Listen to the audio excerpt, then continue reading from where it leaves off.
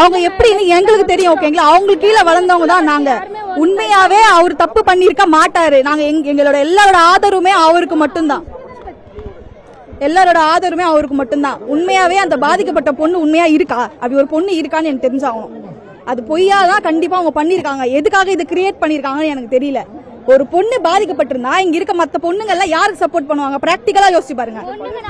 நான் பழைய ஸ்டூடெண்ட்ஸ் தானா, மேக்ஸ் சார் கிட்ட படிச்சதா ஜெகதீஷ் சார் எனக்கு நல்லா தெரியும்.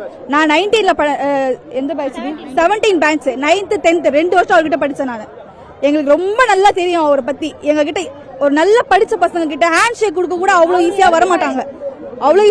சில பேர் நல்லா முதுகுல தட்டி என்கரேஜ் பண்ணுவாங்க. பிரேம் சாருமே கூட எங்களுக்கு பிடில நல்லா கோச் பண்ணுவாங்க. எல்லா மேட்சுமே எங்களுக்கு நல்லா பிராக்டிஸ் பண்ணுவாங்க. 2 பேருமே இத்தனை வருஷத்துல யாருமே அப்படி கிடையாது.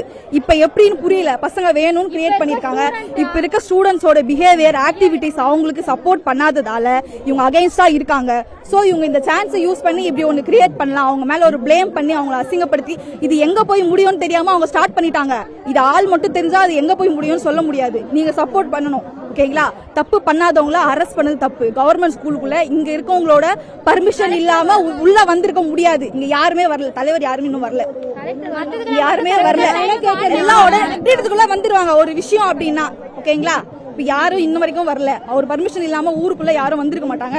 உள்ள ஸ்கூல் அத்தனை பேர் படிக்கிற ஸ்டூடெண்ட்ஸ், அவரோட ஸ்டூடெண்ட்ஸ் மத்தியில அவருக்கு எவ்வளவு மரியாதை இருக்கும், அவங்க எவ்வளவு நல்லது பண்ணிருப்பாரு எல்லாருக்குமே தெரியும். ஒரு விஷயம்னா முன்னாடி வந்து நிப்பாரு, பசங்களுக்கு ஒண்ணுன்னா முன்னாடி வந்து நிப்பாரு. அந்த மாதிரி இருக்கவங்க தான் இங்க அநியாயம் நடக்குது ஓகேங்களா. அவருக்கு சப்போர்ட் பண்றதுக்கு நாங்க எல்லாருமே இருக்கோம். அவருக்கு கண்டிப்பா நியாயம் கிடைச்சே ஆகணும்.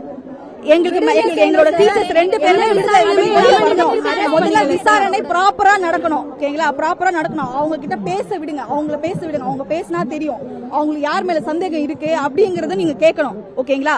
பப்ளிக்ல வந்து யார் இந்த மாதிரி ஏதோ பிளான் பண்ணிருக்காங்க. விஷயம் எப்படி வெளியே நியூஸுக்கு போச்சு?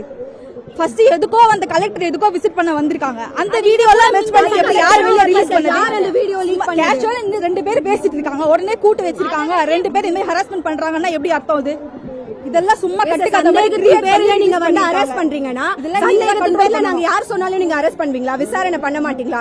இதே வந்து ஒரு பெண் ஆசிரியர் வந்து அடிக்கிறாங்க, திட்டுறாங்க, இல்ல ஒழுக்கத்தை சொல்லி கொடுக்குறாங்கன்னா நீங்க என்ன சொல்வீங்க? என் வீட்டுல போய் என்ன சொல்வாங்க? என்ன வந்து டீச்சர் அடிச்சுட்டாங்க, அவங்களை டிஸ்மிஸ் பண்ணுவீங்கன்னு சொல்வீங்க. இதே ஒரு ஆண் ஆசிரியர் அதை ஒழுக்கத்தை சொல்லி கொடுத்தா அவர் செக்ஷுவல் ஹராஸ்மெண்ட் கொடுக்கறாரு நீங்க சொல்வீங்களா?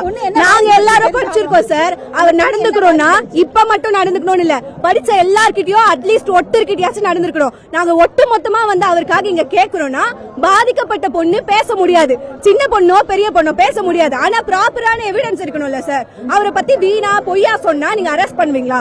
அரெஸ்ட் பண்ணது இல்லாம அவருக்காக கேட்கும்போது சைன் போட்டு கொடுத்தா முடிஞ்சிருமா சார்?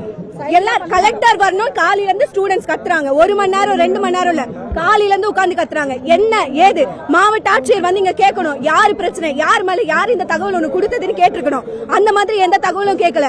ஒருத்தர் அவருக்கும் குடும்பம் இருக்கு சார், சின்ன பசங்க பொண்ணு அவங்க குடும்பம்னு பார்த்தோம்னா அவருக்கும் குடும்பம் இருக்கு. அவரை வீட்டுல அரெஸ்ட் பண்ணிட்டு போல ஸ்கூல்ல வந்து ஹேண்ட்காப் போட்டு கூட்டு போயிருக்கீங்க. அவங்க ஃபேமிலி அழ மாட்டாங்களா? அவருக்குன்னு ஒரு ஃபேமிலியா? இனிமே அவர் வெளியில தலை காட்ட முடியுமா சார்? எங்களோட கோரிக்கை என்னன்னா சார வந்து நீங்க விசாரணை இல்லாம அரெஸ்ட் பண்ணிட்டீங்க. அரெஸ்ட் பண்ணதுக்கான காரணம் தெரியணும். இல்ல நாங்க தவறா அரெஸ்ட் பண்ணோம்னா எந்த மீடியா முன்னாடி நீங்க பேசுனீங்களோ அதே மீடியா முன்னாடி நீங்க பப்ளிஷ் பண்ணி தான் சார் ஆகணும். செய்திகளை உடனுக்குடனும் துல்லியமாகவும் தெரிந்து கொள்ள சப்ஸ்கிரைப் பண்ணுங்க.